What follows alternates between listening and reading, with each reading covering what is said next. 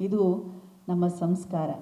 ಅತಿಥಿ ದೇವೋ ಭವ ಎನ್ನುವ ಹಾಗೆ ಸನಾತನ ಧರ್ಮದ ಸಂಸ್ಕಾರದಲ್ಲಿ ಮೊದಲಿಗೆ ಆಗಮಿಸಿರುವಂಥ ಪ್ರೀತಿಯ ಗಣ್ಯರಿಗೆ ಗೌರವಿಸುತ್ತಾ ಕಾರ್ಯಕ್ರಮಕ್ಕೆ ಬಂದಿದ್ದಕ್ಕಾಗಿ ನಲ್ಮೆಯ ಧನ್ಯವಾದಗಳು. ಒಂದು ನಾವು ಸೂಕ್ಷ್ಮವಾಗಿ ಗಮನಿಸಿದ್ರೆ 1954ರಲ್ಲಿ ಪ್ರಥಮ ಬಾರಿಗೆ ಕಣ್ಣಪ್ಪನ ಪರಿಚಯ ಇಡೀ ಜಗತ್ತಿಗೆ ಆಗಿದ್ದು ಬೇಡರ ಕಣ್ಣಪ್ಪ ಸಿನಿಮಾ ಮುಖೇನ. ಸೊ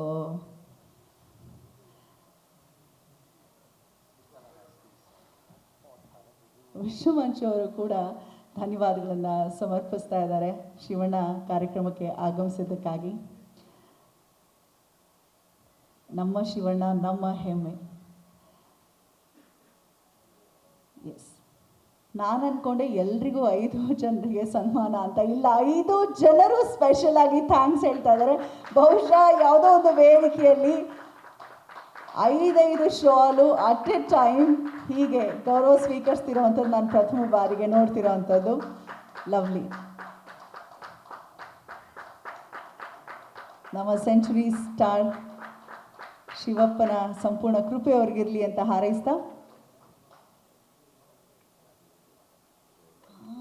ನಾ ಅದೇ ಅಂದ್ಕೊಂಡೆ ಈ ಶಾಲು ತಿರುಪತಿಗೇನೋ ನಂಟಿದ್ದ ಹಾಗೆ ಅನ್ನಿಸ್ತಿದೆ ಅಲ್ವಾ ಅಂತ.